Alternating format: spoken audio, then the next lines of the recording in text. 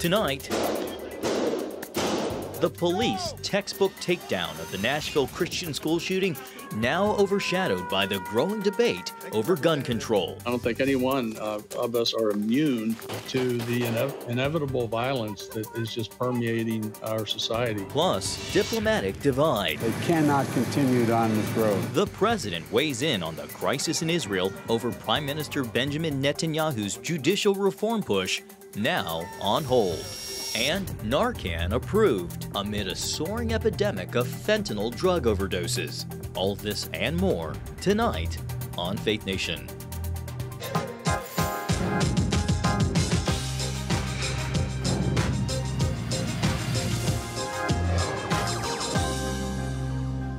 Grief gives way to debate. Welcome to Faith Nation from our news bureau in Washington. I'm John Jessup.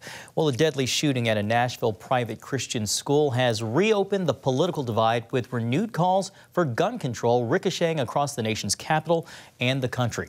CBN Capitol Hill correspondent Matt Galka has the latest on Congress's response. Matt, lawmakers seem to be nowhere near close to agreeing on how to prevent another similar tragedy. Yeah, John, that's right. And if you remember, after the Uvalde, Texas school shooting last year, lawmakers moved semi-quickly to pass a gun safety package. Now, nearly a year later, and following this latest example, chances are slim for new legislation in a divided Congress. The level of gun violence in this country is unacceptable, it's unconscionable, and it's un-American. House Democrats cried out for more action on gun control while blaming Republicans for another mass shooting in America. One of my colleagues stood on this step, a Republican colleague, and when asked about the Nashville shooting, his response was, "We're not going to fix this. We're not going to fix this." Well, guess what? We have to fix it. It is our job to fix it. Democrats want to bring issues like an assault weapons ban and expanded background checks to the House floor.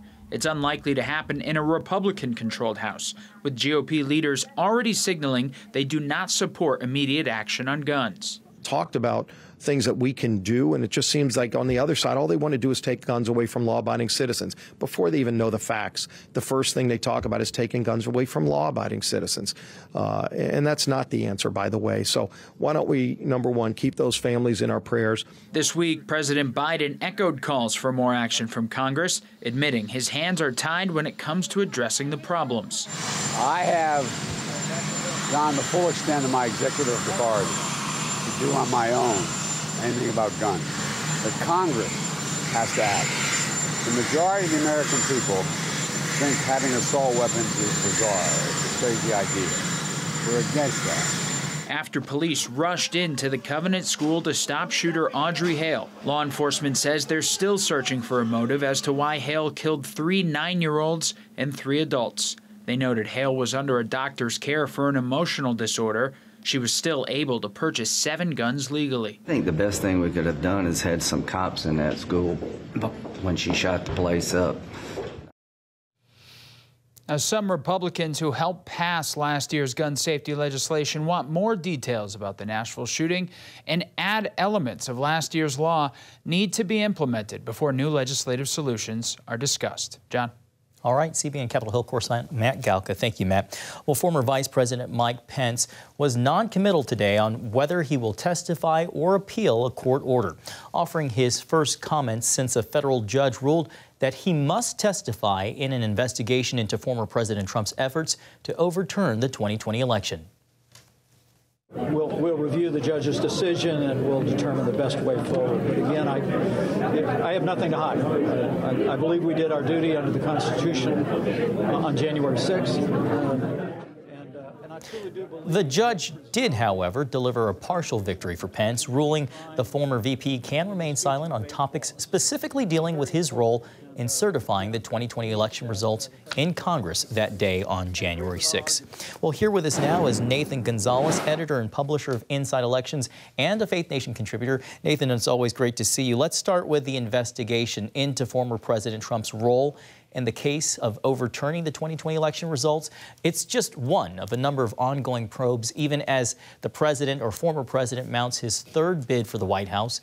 Nathan, how unprecedented would it be for Vice President Pence to testify against his former boss?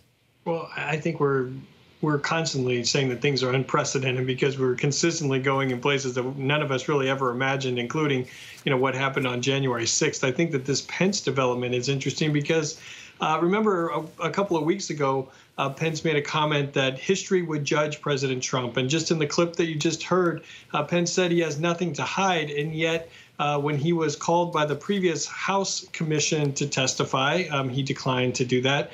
Here, as the judge is saying that he needs to come and talk to the grand jury, he's exploring his options and not anxious to talk about it. So that is tough for me to add up in my mind to how those two things add up. But his testimony could be significant because he's talking with the president of the United States, who is under investigation. And you're right, John. This is just one of 4 ongoing investigations, and we just haven't had this for a former president or a current presidential candidate. This is uncharted waters. Nathan, I want to get your take on this. Nearly half of Americans believe former President Trump did something illegal, according to the latest NPR Marist poll. A majority calling the ongoing investigations into Trump, quote, fair. Nathan, does this spell trouble for Trump, or do you see the former president as politically immune, as he's been described? I think a bulk of those voters who think he did something wrong were probably never going to vote for him in the first place and have probably already voted against him in previous elections. For Republicans, he still remains very popular among Republican voters. An indictment or even an arrest might strengthen him with some Republican voters who believe it's a witch hunt. But I'm not so quick to say that just because he has survived previous wrongdoings or scandals means that he's going to survive again, because we don't know which of these are voters looking at all of these investigations the same, or does one mean more than the other? Or what if they start to stack up where there's an indictment in 1 or 2 of these cases, and then even if some Republicans appreciate what President Trump did, they still want to win in 2024. And if Trump doesn't look like the winner that he has been, they might be looking for another candidate to get behind to defeat President Biden. All right, editor and publisher of Inside Elections, Nathan Gonzalez. Nathan, we always appreciate your time. Thank you. Thanks, John. Good to see you. Well, in other news, police arrested a suspect behind the reported vandalism at a New York pro-life pregnancy center. 39-year-old Hannah Komke faces felony third-degree charge for criminal mischief. The alleged crime was caught on camera earlier this month. As you can see there, the suspect spray painting the word liars on a sign outside Compass Care's clinic in Buffalo. 2 other arrests involving attacks on pregnancy centers were reported in the last week, including the firebombing attack of a Wisconsin office. Well, to Capitol Hill, where House Republicans want to spotlight free speech on college campuses. Lawmakers point to a recent protest by Stanford Law School students and an administrator who shouted down a federal judge invited to speak at the request of the Federalist Society student chapter. Invited me to speak here, and I'm being heckled nonstop. And I'm just asking for an administrator to sign. That's an administrator. Your racism is showing. On Capitol Hill today, a student and editor of the Stanford Review newspaper said administrators should do more to respect the principle of free speech on campus. We see this often, and it's a common occurrence. What we need individuals on campuses and students like myself to respect this principle of free speech, but then we do need university administrators who are there to enforce these principles. The idea of protecting free speech, even if deemed discriminatory, led a group of other Stanford students this month to protest with the message, counter speech is free speech. Well, joining us now is Tony Perkins, president of the Family Research Council. Tony, always great to see you. Let's start with that. How big of a problem do you see the issue of free speech on America's college campuses?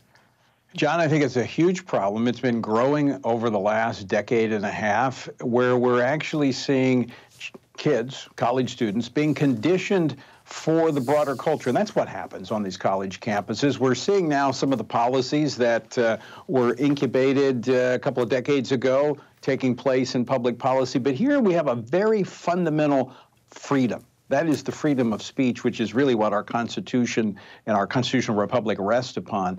It's under great assault. And so I think what was highlighted today was I commend the Republicans for moving in and putting a spotlight on this.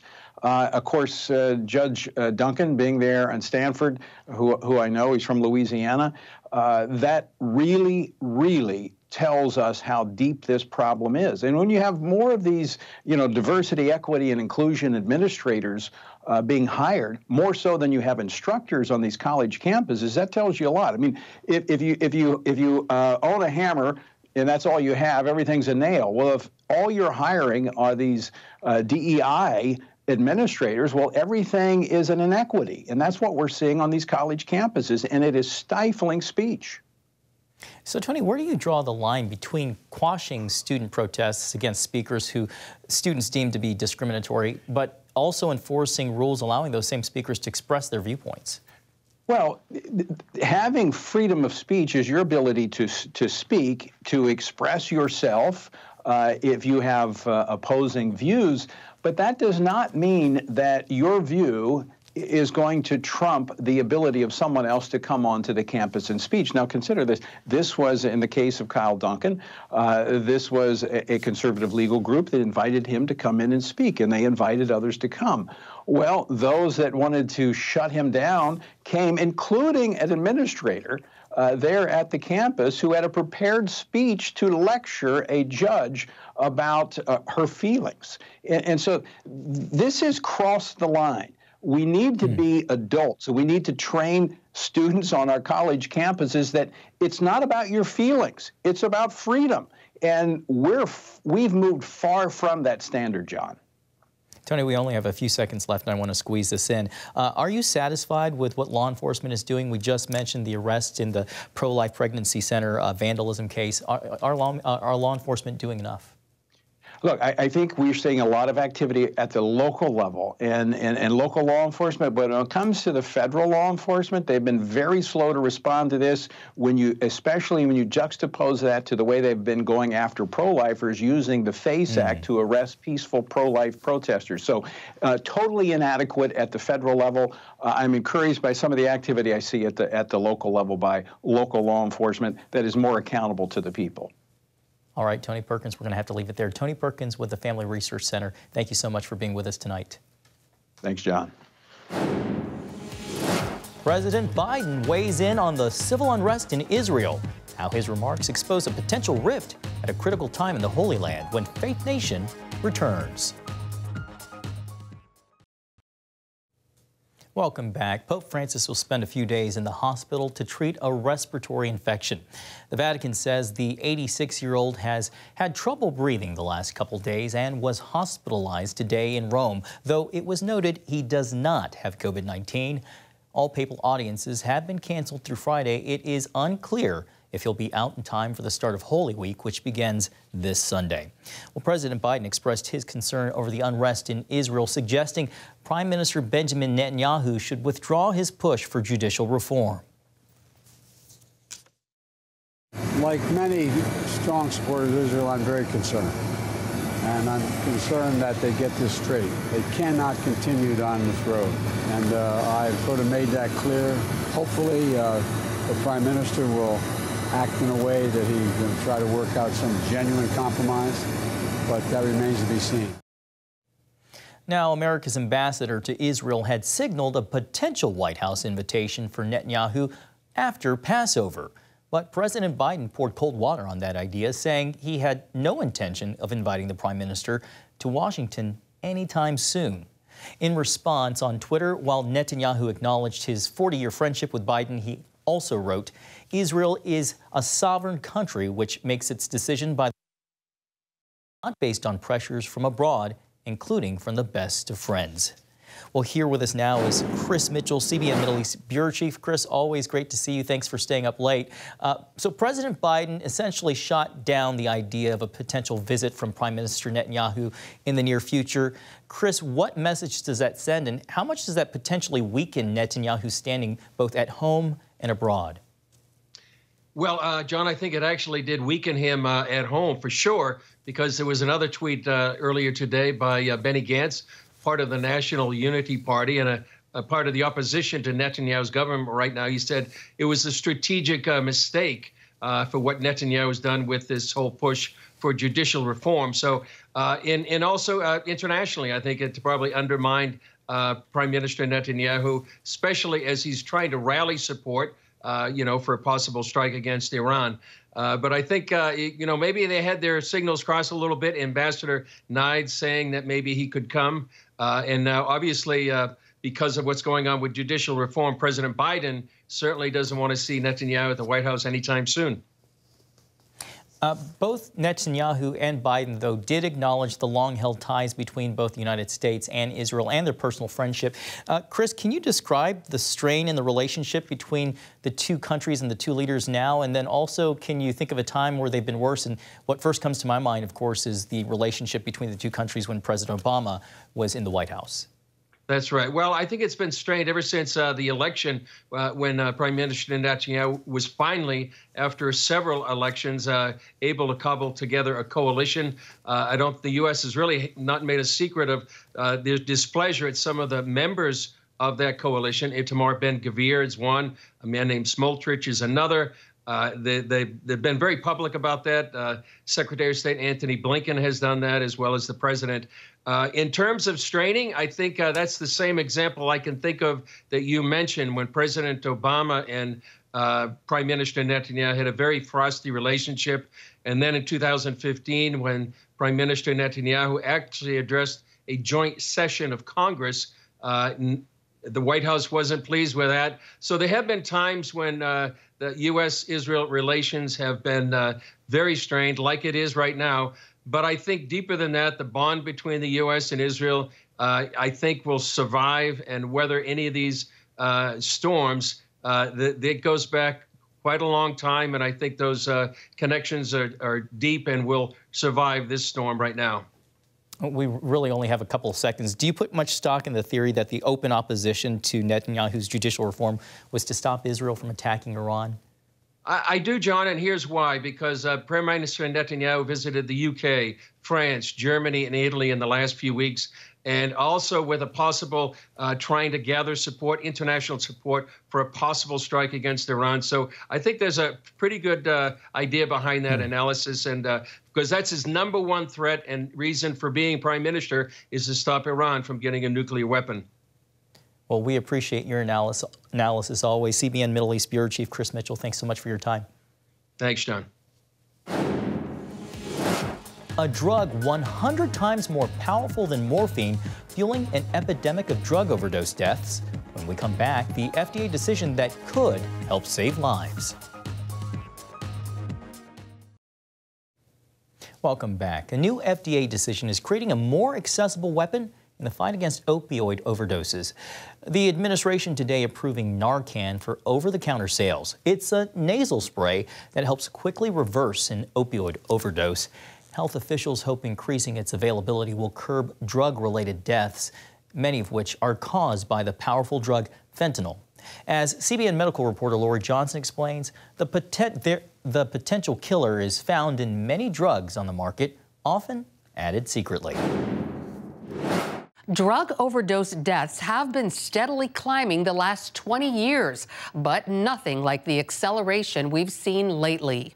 The main culprit, fentanyl, often secretly added to other drugs, catching the user off guard. It's really just in everything, in the drug market. It's kind of a scary time. The Virginia Medical Examiner's Office says 3/4 of overdose deaths involved fentanyl, almost all accidental. This whole drug overdose epidemic has changed, but it's increasing significantly in the last year. And I'm not sure if we're going to really see anything slow down in the near future. A synthetic opioid, fentanyl, is 100 times more powerful than morphine, so potent that the equivalent of a couple grains of sand can kill. It is cheaper than many other substances, so it can be added to stretch out. If somebody has a certain amount of cocaine, for instance, if they add fentanyl, they can increase the volume at a very low cost. It's also added to pills like Xanax, oxycodone, and Molly. How easy is it to spot fake pills that are bought on the street? Almost impossible. What we call a pill press is what dealers are using to take the powdered substance and turn it back into a prescription-looking pill. Are incredibly sophisticated. In addition to the fentanyl-laced street drugs, pandemic closures of rehab centers also contributed to the high number of overdoses as recovering addicts relapsed. Then they were alone. And that isolation is the worst thing to happen for someone who struggles with substance abuse. Some drug prevention organizations are taking action to stop future overdoses by giving known users two things: fentanyl test strips to detect the substance in other drugs, and Narcan, the opioid reversal spray. While users are also advised to use the buddy system, the #1 recommendation remains get treatment. But we've seen a lot of people get better. Mostly, and I have to be honest with you, it's through the power of Christ. When they give their life to the Lord and they say, look, God, I'm surrendering my life to you. I call it submitting to the process. He recommends the 12-step program, which involves believing God can break the chains of addiction. Lori Johnson, CBN News. Finally tonight, today marks National Vietnam War Veterans Day. The Department of Veterans Affairs estimates there are some 7 million U.S. Vietnam vets.